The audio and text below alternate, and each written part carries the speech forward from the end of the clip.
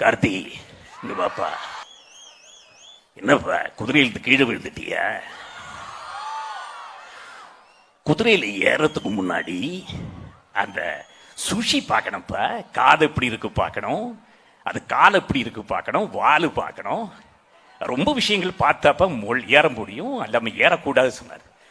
சரி, அப்பெல்லாம் அவர் கேட்டுட்டு இருக்காரு, மணி ஏன் குதிரை ஏதுப்பா? யாருமே சொல்றது இல்லை, மணி ஏன் குதிரை. அவர் கேட்டுட்டே இருக்காரு, அவர் குதிரையை மட்டும் அவருக்கு காட்டுறதே இல்லை. அப்படி கொஞ்ச நேரம் கழிச்சு இவர் நிறைய டிப்ஸ் எல்லாம் கொடுத்துட்டு இருக்கும்போது பின்னாடி வருது, எனக்கு தெரியுது அது. சார் ப்ரொஃபஸர் பாருங்க, அதுதான் உங்க குதிரை. இது குதிரை இல்லையப்பா, இது ஒட்டகம் மாதிரி இருக்கு, எப்படிப்பா இது மேலே ஏறது? மணி ஏற முடியாது, மணி இது மேல ஏறவே முடியாது. அப்படி சொல்லிட்டு இருந்தா அதுக்குள்ள வந்தாச்சு ஒரு 30 குதிரை, வேற அந்த சோல்ஜியர்ஸ் கூட வர அவங்கெல்லாம் எல்லாம் ரெடி பண்ணியாச்சு. அப்ப அடுத்த டென்ஷன் ப்ரொஃபஸருக்கு. தம்பி, அப்ப தனா இங்கே இருப்பாரு, அசிஸ்டன்ட் டைரக்டர் தான் தனா இருக்காரு. தனாவை கூப்பிட்டு, தனா இதுல எத்தனை பொன் குதிரை இருக்கு, ஆண் குதிரை எவ்வளவு, ஒன்னு பார்த்து சொல்லுப்பா சொன்ன.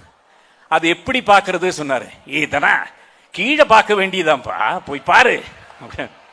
அப்படி போய் அவர் பார்த்து, இதுல சார் 30 பொன் குதிரை இருக்கு, ஒன்னே ஒண்ணு மட்டும்தான் மேல், அதுதான் நீங்க ஓட்ட போறீங்க சொன்ன. மணி முடியாது மணி, அது பக்கத்துல இருந்து போனா அப்படி ஓட்டவே முடியாது மணி, பிளீஸ் மணி சொல்ற. அவரது காதலே கேட்காம அவர் போயிட்டாரு. அதுக்கப்புறம் போய் இவர் குதிரையில ஏறு இருக்காரு. அப்படியே அவர் சொன்ன மாதிரி தான், வேற எதுவுமே கேட்கல. மணி புடி, மணி புடி புடி புடிங்க, யாராவது புடிங்க, ஐயோ ஐயோ. ஓடிடுச்சு, குதிரை போயிடுச்சு. பக்கத்துல எல்லாம் ஒரு காடு மாதிரி ஒரு இடம் இருக்கு, அதுக்குள்ள போயிடுச்சு. இந்த 30 குதிரை முன்னாடி ஓடிடுச்சு, இவர் குதிரை பின்னாடி போயிடுச்சு.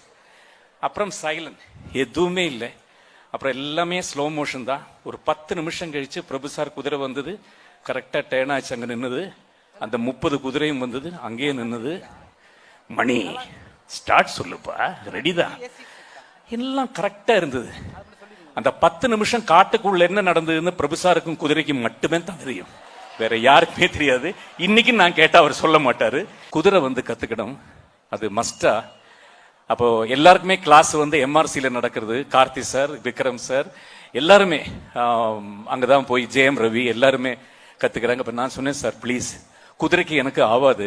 சின்ன வயசுல ஊட்டியில எஸ்கர்ஷன் போன போதே அந்த லேக் பக்கத்துல நிற்கிற அந்த கோவர் கழுது என்ன கீழே போட்டு மிதிச்சிருக்கு. அதுக்கப்புறம் எப்பெல்லாம் குதிரை மேல ஏறினாலும் அப்பெல்லாம் கீழே போட்டு, சார் என்னால முடியாது சார், நீங்க வேற யாரையாவது தப்பா எடுத்துக்க கூடாது சொன்னேன். சரி, உங்களுக்கு மட்டும் குதிரை வேண்டாம், நான் இல்லாம அட்ஜஸ்ட் பண்ணிக்கிறேன் சொன்னாரு. அப்ப நான் சும்மா எம்ஆர்சி வழியே வரும்போது கார்த்தி சார் எல்லாருமே அங்க பிராக்டிஸ் பண்றாங்க குதிரையில. அப்ப எல்லாரும் ரொம்ப கான்பிடன்ஸா ஒரு 3 months இங்க பண்ணாங்க. அதுக்கப்புறம் திடீர்னு ஷூட்டிங் லொகேஷன் சேஞ்ச் ஆச்சு கொஞ்சம் கொஞ்சமா.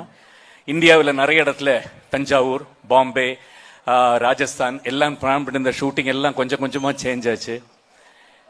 திடீர்னு தாய்லாந்துக்கு ஷிஃப்ட் பண்ணிட்டாங்க. இவங்க பிராக்டிஸ் பண்ண குதிரையே கிடையாது, எல்லாம் புது குதிரை. அப்ப அங்க போயிட்டு காலையில நான் போகும்போது ஜெயம் ரவி, கார்த்தி சார் எல்லாருமே பிராக்டிஸ் முடிச்சு குதிரையிலிருந்து வருவாங்க, இப்படிதான் நடந்து வருவாங்க. சார் முடியல சார், நடக்க முடியல. என்னன்னா எல்லாமே தனித்தனி, இங்க மாதிரி இல்லை, அதை ரைட் பண்ணவே முடியாது. அப்படி இருக்கும்போது நான் அவர்கிட்ட சொன்னேன், இன்னைக்கு பிரபு சார் வர்றாரு, அவர் வந்து பிறந்து வளர்ந்ததுலேருந்து குதிரை கூடயே வளர்ந்தவர், இந்த பெஸ்ட் ரைடர் இன் மெட்ராஸ் ரேஸ் கிளப். ஸோ அவர்கிட்ட ஏதாவது இருந்தால் கேட்டு தெரிஞ்சுங்க, ஏதாவது டிப்ஸ் கிடைச்சா. பிரபு சார் வந்தாரு, ஷாமியான் எல்லாம் கேட்டிருக்காங்க.